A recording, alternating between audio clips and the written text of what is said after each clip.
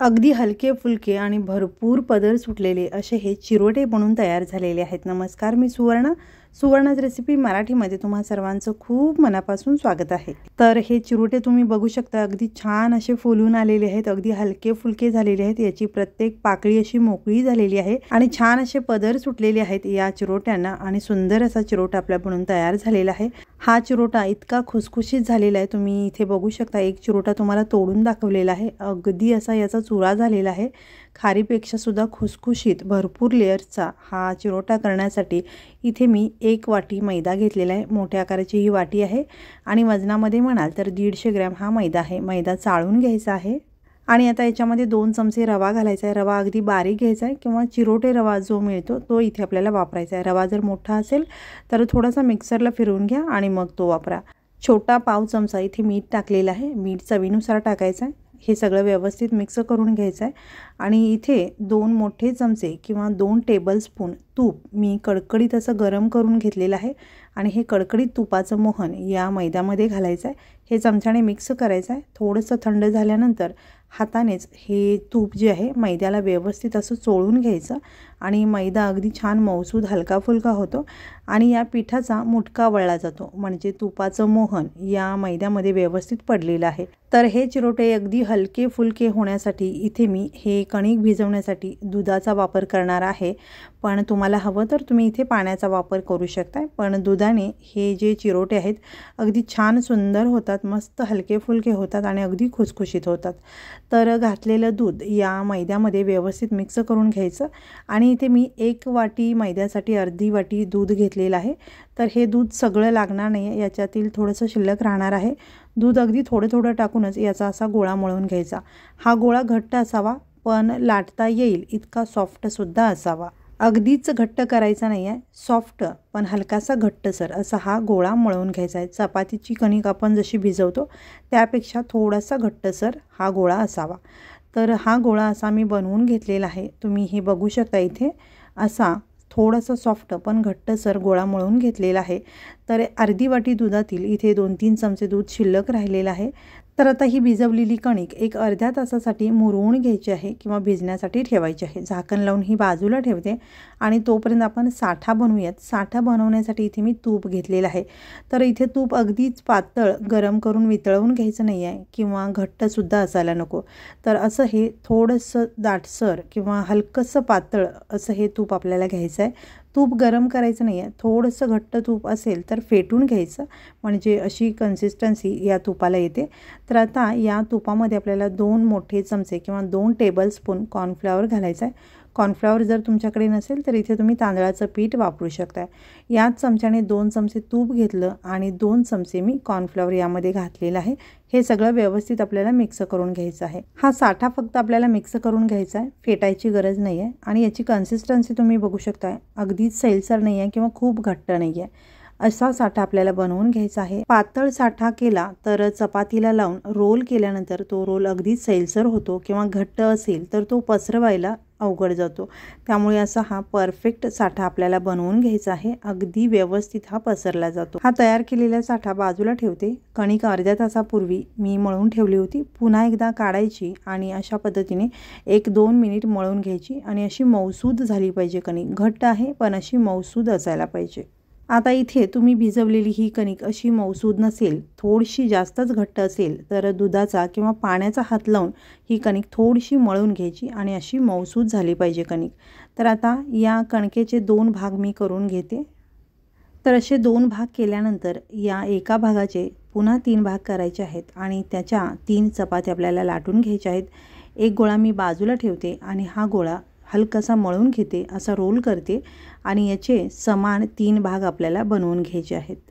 3 चपात्यांचा role इथे मी करणार आहे, पण तुम्हाला जर चिरोट्यांना जास्त लेयर्स हवे असतील तर इथे तुम्ही 4 किंवा 5 असे गोळे बनवून घेऊ शकता किंवा सगळी कणिक एकत्र करून या सगळ्या कणकेचे तुम्ही 4 ते 5 भाग करून घेऊ शकता किंवा मोठ्या आकाराचे 3 भाग करून घेतला तरी चालेल। तयार केलेल्या 3 गोळ्यांची चपाती लाटून झाल्यानंतर या सुद्धा गोळ्याचे 3 भाग करून मी चपाती लाटून रोल करणार आहे। तर सगळ्यात आधी या 3 गोळ्यांची चपाती मी लाटून घेते। तर आता एक एक गोळा मैद्यामध्ये घोळवून याची पातळ अशी आपल्याला चपाती लाटून घ्यायची आहे। शक्य तेवढी पातळ अशी ही चपाती आपल्याला लाटायची आहे, म्हणजे चिरोट्यांचे सगळे पदरसुद्धा असे पातळ असे तयार होतात। तर ही अगदी पातळ अशी मी चपाती लाटून घेतलेली आहे। सगळ्या बाजूनी छान एकसारखी ही पातळ चपाती लाटलेली आहे। तर ही चपाती अशी बोटांवरती पकडल्यानंतर बोटाचा भाग दिसतो, पोळपाटाचा भाग दिसतो, अशी पातळ चपाती मी लाटून घेतली। याच पद्धतीने राहिलेल्या दोन्ही चपाती बनवून घेतलेल्या आहेत। आणि आता पहिल्या चपातीला जो आपण साठा बनवून ठेवला होता तो साठा अगदी व्यवस्थित लावून घ्यायचा आहे। अगदी काठापर्यंत व्यवस्थित असा साठा पसरवून घ्यायचा आणि दुसरी चपाती याच्यावरती अलगद ठेवायची। ही सुद्धा छान एकसारखी करून घ्यायची आणि याच्यावरती सुद्धा साठा अगदी व्यवस्थित काठापर्यंत पसरवून घ्यायचा। तिसरी चपाती सुद्धा आता ठेवलेली आहे, याच्यावरती सुद्धा साठा आपण लावून घेऊयात। तुम्ही 4 किंवा 5 लेयर असे बनवून घेऊ शकताय। सगळा साठा व्यवस्थित लावलेला आहे। आता या चपात्यांचा रोल आपल्याला बनवून घ्यायचा आहे। सुरुवातीची घडी अशी दाबून घट्ट घालायची आहे आणि त्यानंतर आपण असा हा रोल बनवत जायचा आहे। रोल घट्ट असावा, खूप सैलसर असा हा रोल बनवायचा नाही आहे, म्हणजे चिरोट्यांना छान एकसारखे पदर सुटले जातात। तर हा रोल अशा पद्धतीने छान दाबत किंवा घट्ट असा दाबत बनवून घ्यायचा आहे। असा रोल बनवल्यानंतर सगळ्या बाजूनी एकसारखा करून असा दाबून घ्यायचा, म्हणजे हा रोल अगदी घट्ट बसतो। तर आता शेवटचं आणि सुरुवातीचं हे जे टोक आहे ते आपल्याला काढायचं आहे, म्हणजे इथे जी पोकळ जागा असते ती आपल्याला बाजूला करायची आहे, म्हणजे आपले चिरोटे छान एकसारखे तयार होतात। तर आता हे कट करायचे आहेत। चिरोटे जे आहेत ते अर्ध्या इंचाचे किंवा तुम्हाला जर मोठे बनवायचे असतील तर तुम्ही पाऊण इंचाचे सुद्धा बनवू शकता। तर इथे साधारण 12 ते 13 हे चिरोट्यांचे गोळे तयार झालेले आहेत। याचे पदर बघू शकता तुम्ही, छान असे याला लेयर आलेले आहेत, छान पदर सुटलेले आहेत आणि असे हे पदर सुटले की छान आपले चिरोटेसुद्धा मस्त तयार होतात। तर आता हे तयार केलेले गोळे एखाद्या डब्यामध्ये किंवा एखाद्या भांड्यामध्ये झाकून ठेवायचे आहेत। राहिलेली कणिकसुद्धा आपल्याला झाकून ठेवायची आहे। हे गोळे कणिक अजिबात कोरडी होता कामा नये। तर आता हा गोळा असा गोल करून घ्यायचा, हलकासा दाब द्यायचा। ज्या बाजूने भरपूर लेयर्स आहेत ती बाजू वरती करायची आणि अगदी हलक्या हाताने हा चिरोटा लाटून घ्यायचा। चिरोटा अगदी पातळ लाटायचा नाही आहे, हलक्याशा जाडीची जशी आपण पुरी लाटतो तसा हा चिरोटा आपल्याला लाटून घ्यायचा आहे। तर इथे असा हा चिरोटा मी लाटून घेतलेला आहे। याची जाडी तुम्ही बघू शकता, अगदी जाड नाही आहे किंवा खूप पातळ नाही आहे, असा चिरोटा आपल्याला लाटून घ्यायचा आहे। प्रत्येक चिरोटा याच पद्धतीने लाटून घ्यायचा आहे। परफेक्ट असे हे चिरोटे आपले बनून या पद्धतीने तयार होतात। तर इथे आणखीन एक चिरोटा तुम्हाला मी लाटून दाखवलेला आहे आणि याच पद्धतीने काही चिरोटे मी बनवून घेतलेले आहेत। आता तळूयात। तळण्यासाठी इथे मी मध्यम तेल गरम केलेलं आहे आणि गॅससुद्धा मध्यम ठेवलेला आहे।